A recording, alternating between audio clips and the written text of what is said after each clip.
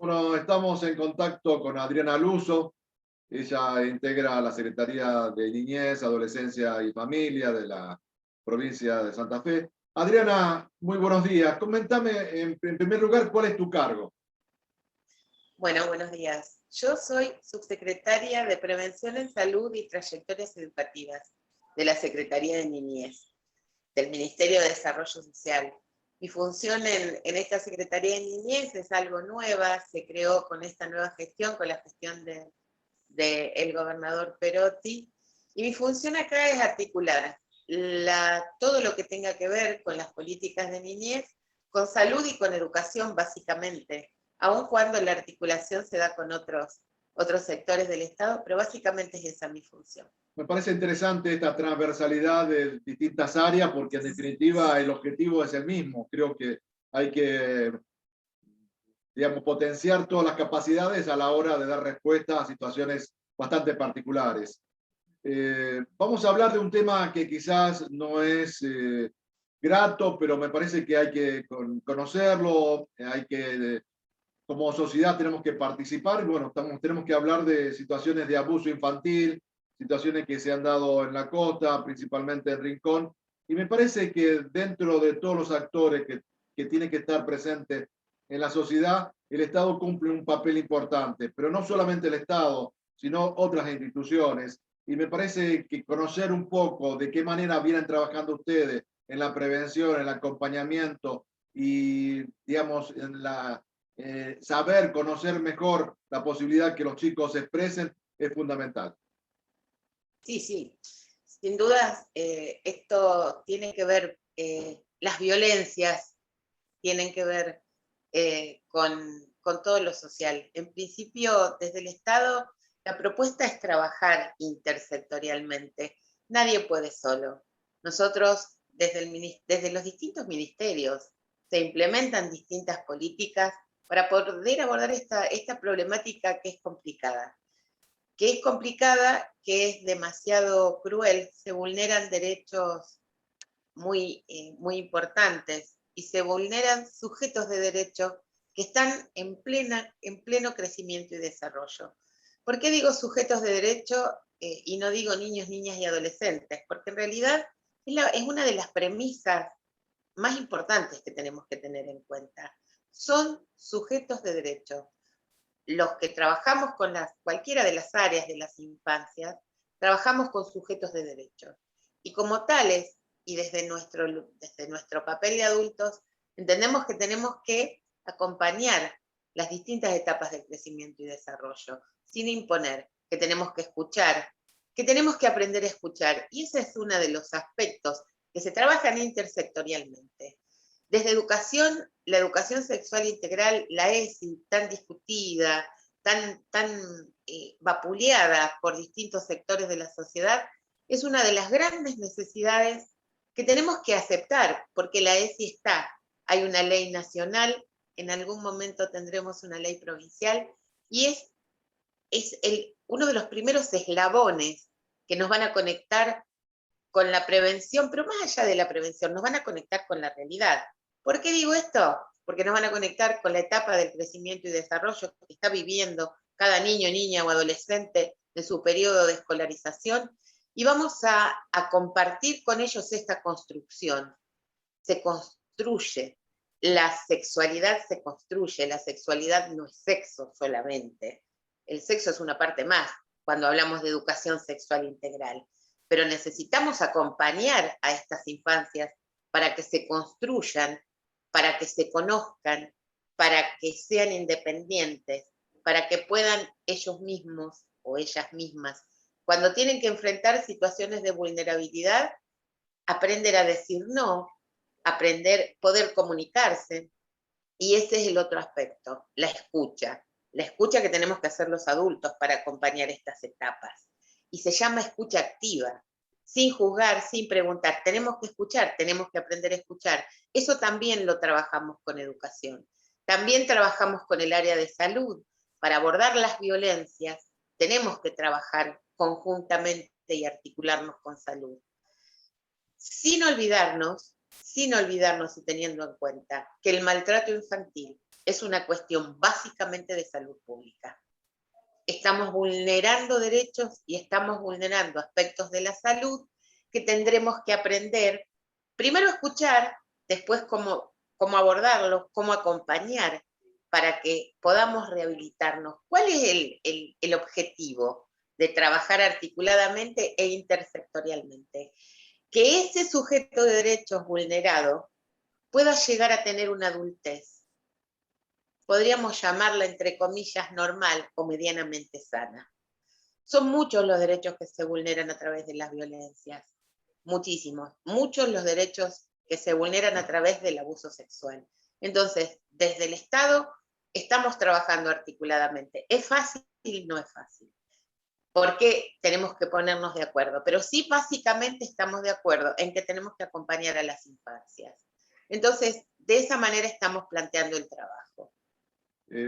Sabes que me parece sumamente importante, hay varias aristas. Una de ellas es poder desmitificar, romper viejos conceptos, hay cambio de lógica, vos hablabas de derechos, me parece que es importante los derechos humanos, los derechos de las personas, y también esto de la comunicación, porque vos hablabas justamente educación, salud y comunicación.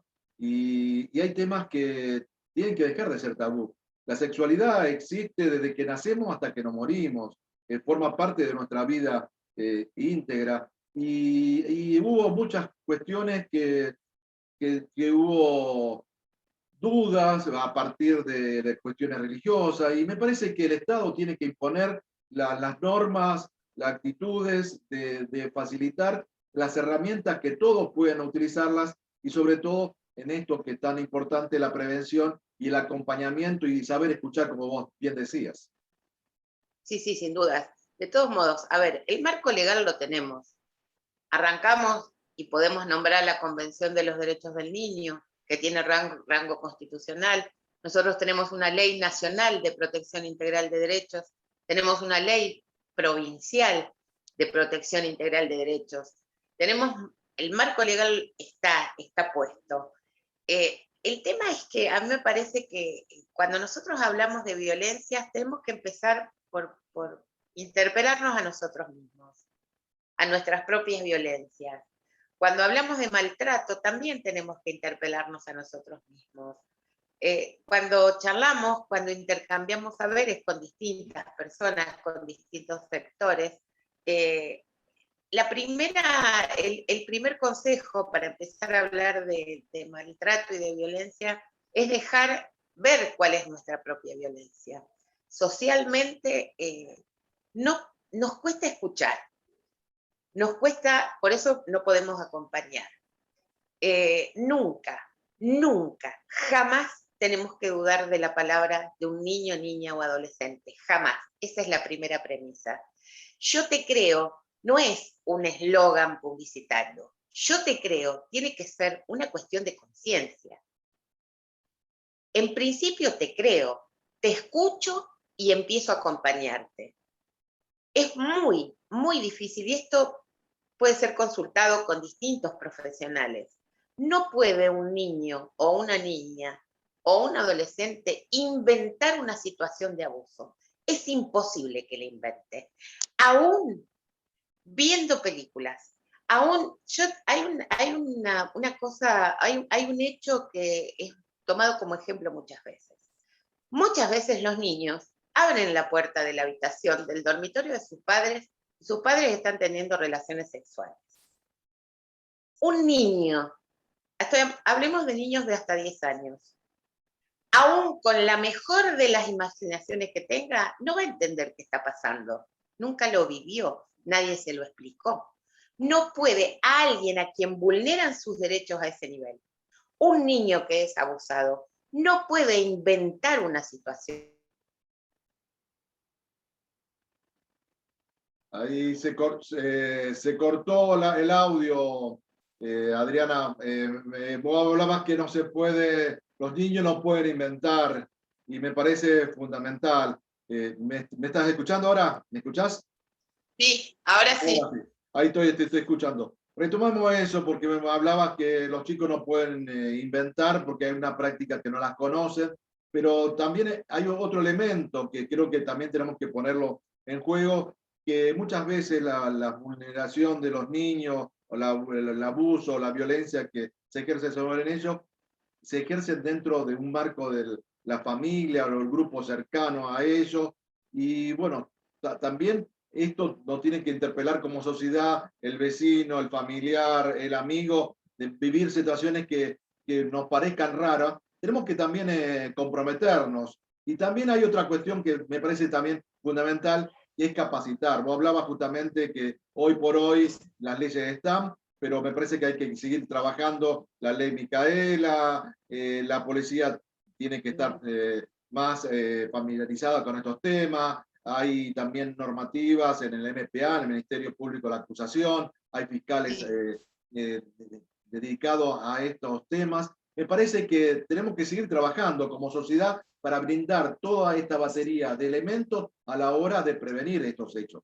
Sí, sí, pero fundamentalmente yo creo que hay una cosa desde lo social y desde lo más llano de lo social. Tenemos que empezar a escuchar. El circuito, cuando estamos ante situaciones de maltrato o de abuso, está armado. En la mayoría de las ciudades y de los municipios y comunas de nuestra provincia, hay comisaría de la mujer, que es el lugar donde se hace la denuncia.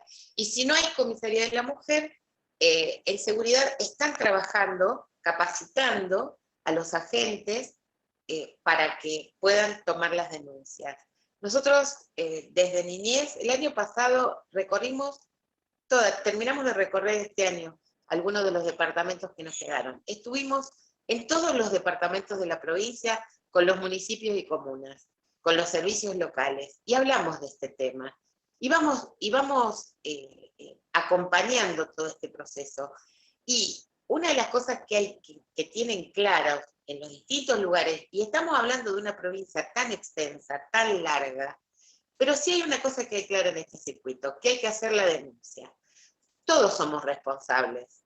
La ley también en ese sentido es muy clara. Todos quienes trabajamos en el Estado compartimos la responsabilidad de hacer denuncias de violencia y de maltrato. Clarísimo en la ley de protección integral de derechos. Clarísimo que cuando hablamos de abuso, de maltrato, tenemos que ir a la comisaría de la mujer en los lugares donde hay donde existe la comisaría de la mujer. También está claro que hecha la denuncia, la comisaría de la mujer se comunica con el Ministerio Público de la Acusación. Y a partir de ahí empieza a desarrollarse todo esto que tiene que ver con hecha la denuncia, el caso se judicializa. Ahora, una de las cosas que socialmente tenemos que ejercitar de alguna manera es que esto se hace. Claro, son los hechos que pasaron en Rincón, hechos que pasaron en otras localidades de la costa, donde hecha la denuncia se procede a la detención, se procede a la protección integral de derechos. Y ahí es donde estamos ajustando un montón de mecanismos para el abordaje, el tratamiento, el acompañamiento de estas situaciones. Y ahí es donde ustedes, la prensa, juegan un papel muy importante. ¿Por qué? Porque generan opinión y porque, de acuerdo a la manera en que se trata una noticia, esa noticia repercute en lo social. ¿Qué quiero decir con esto? No se Primero, puede simplemente victimizar a una víctima, volver a vivir situaciones. Yo creo que tiene que restar un marco de respeto y un marco donde se convenga de qué manera se abordan estos temas. Creo que también tenemos que estar preparados nosotros, la comunicación, a la hora de la responsabilidad que tenemos frente a una cámara o frente a un micrófono. Así es, así es. No preguntar, no repreguntar. ¿A qué edad fue? ¿Cómo fue? ¿Cuándo empezó? No. Estamos revictimizando. Solo la persona que ha sufrido esta vulneración de derechos sabe lo que significa volver a contar y volver a contar y volver a contar. Y cuando hablamos de un niño, niña o adolescente, esto que decía anteriormente, alrededor del 90% de los casos de abuso son intrafamiliares. Y si no son intrafamiliares, seguramente es de alguien conocido. Yo tengo unos cuantos años, casi unos 30 años de trabajar en esto de las situaciones de maltrato y abuso, cuando en el año 98, cuando se inauguró el Hospital Alasia, existió hasta el año 2008 un comité de maltrato infantil. Y yo soy médica, era médica de guardia del hospital y integré este comité. Entonces, tenemos historias y escuchas de muchísimos casos.